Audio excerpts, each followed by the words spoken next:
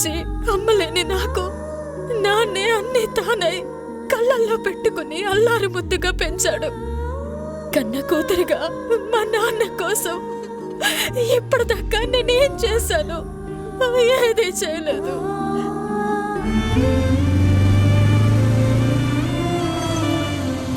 వదినా, ఆదిత్య, బాగున్నావా? నేను బాగానే ఉన్నాను కానీ నువ్వేంటి వదినా ఇలా నడుచుకుంటూ వెళ్తున్నావు? ఎక్కడి నుంచి వస్తున్నావు? ఏంటి వదినా ఏదో బాధపడుతున్నట్టున్నావు? ఆ కన్నీళ్ళేంటి? ఏం చెప్పమంటావు? మా నాన్నకి గుండె జబ్బంట.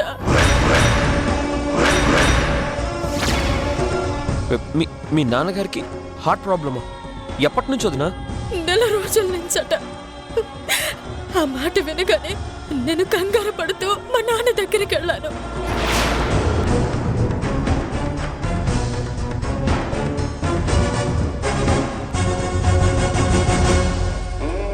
అర్జెంటుగా ఆపరేషన్ చేయాలి. అందుకోసం 5 లక్షలు కావాలి. ఎలారా దేవుడా అనుకుంటూ నేనిప్పుడెలా వస్తున్నాను, నువ్వు నాకెదురయ్యావు. వదినా, మీరేం టెన్షన్ పడకండి. మీ నాన్నగారికి ఏం కాదు. ఇదంతా అన్నయ్యకి చెప్తే క్షణాల్లో డబ్బు ఏర్పాటు చేస్తాడు. ఆదిత్య, మా నాన్నకి ఏదైనా జరిగితే నేను తట్టుకోలేనయ్యా. నేను ప్రాణాలతో ఉండను. వదినా, వెంటనే ఆపరేషన్ చేయిస్తే ఆయన తప్పకుండా కోలుకుంటారు. వదినా పదొదినా, నేను ఇంటి దగ్గర డ్రాప్ చేస్తాను.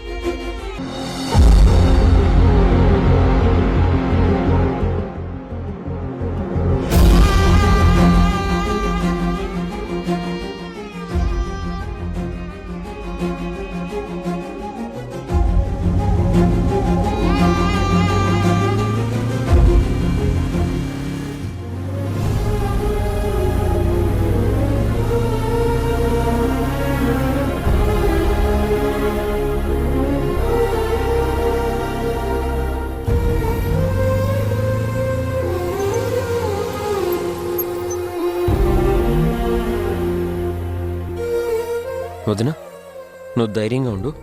బాయ్. అదేంటి, లోపలికి రావా?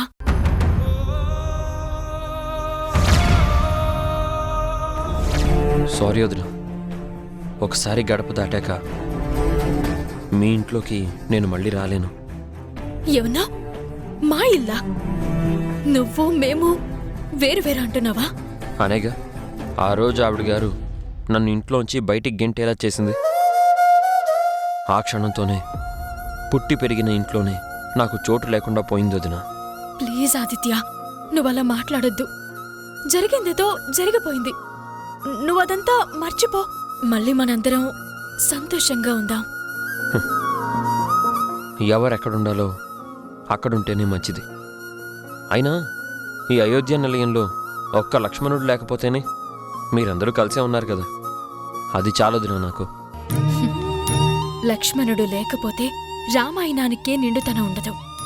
నా మరిదివి నువ్వు లేకపోతే మన కుటుంబంలో ఆనందమే ఉండదు. వదినా, నా మీద అభిమానంతో ఎంతో మంచి మాటే చెప్పావు. నీకు చాలా థ్యాంక్స్ వదినా. నీ మరిదిగా నేను కూడా నీకో మాట చెప్తాను వదినా. ఆ శూర్పణఖ లాంటి శశిరేఖ వదిన్ని నువ్వు అస్సలు నమ్మొద్దు వదినా. Always be careful. వదినా, ఇంకొక మాట. మీ నాన్నగారిని హాస్పిటల్లో జాయిన్ చేయగానే నువ్వు నాకు వెంటనే ఫోన్ చేయొదినా. అక్కడ నీకు సహాయం చేయడానికి నేను తప్పకుండా వస్తాను. అలాగే, ఉంటాను వదినా. బాయ్.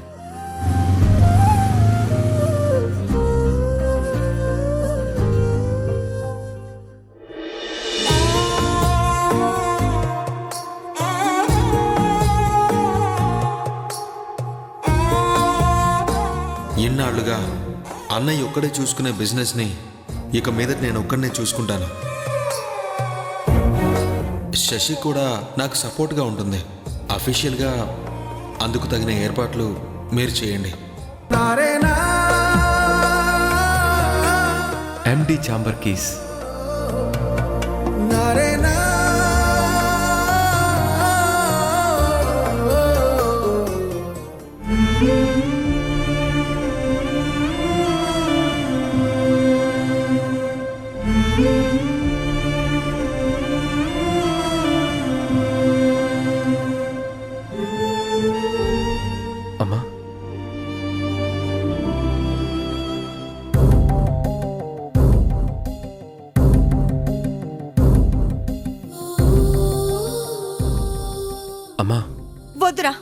నువ్వు నాతో ఏం మాట్లాడొద్దు. నువ్వు చేసిన పని నాకేం మాత్రం నచ్చలేదు. అమ్మా అమ్మా, వాడు నా తమ్ముడు. బాలు నోరు తెరిచి అడిగితే నేనెలా కాదంటాను? వాడు అడిగినంత మాత్రాన నేను వద్దంటున్నా కూడా ఇచ్చేస్తావా? అమ్మా ప్లీజ్ అమ్మా, కోపం తెచ్చుకోకు. ఏ నాటికైనా ఇలా జరగాల్సిందే కదా. ఈ ఆస్తికి ఐశ్వర్యానికి బాలునే కదా మొట్టమొదటి వారసుడు.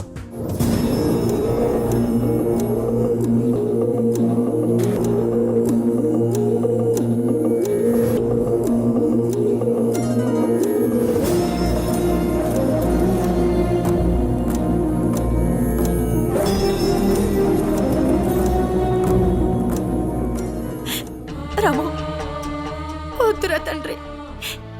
ఇన్నేళ్ల తర్వాత నువ్వు మళ్ళీ నా కడుపున పుట్టలేదని గుర్తు చెయ్యకురా.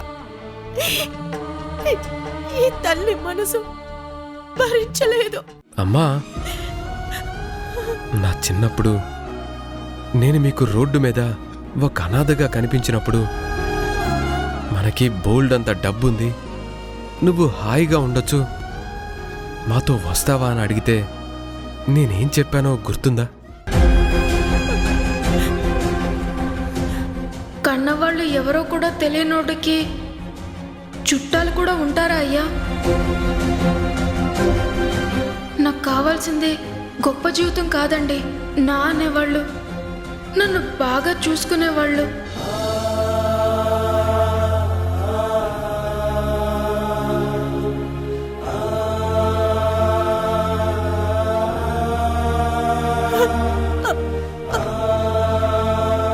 అందుకని ఇప్పుడు కూడా నీకేం వద్దా? ఈ అమ్ముండగా నాకు ఆస్తి అధికారాలు ఎందుకమ్మా? రాము తండ్రి, ఎందుకురా ఈ అమ్మ అంటే నీకు ఇంత ఇది? అమ్మెవరో తెలియని వాణ్ణి కదమ్మా, అందుకు.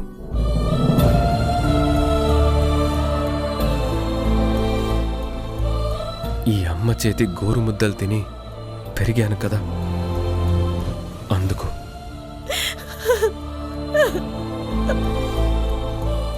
ఎన్నున్నా అమ్మకి సాటి రానే రావని నమ్ముతాను కదా, అందుకు.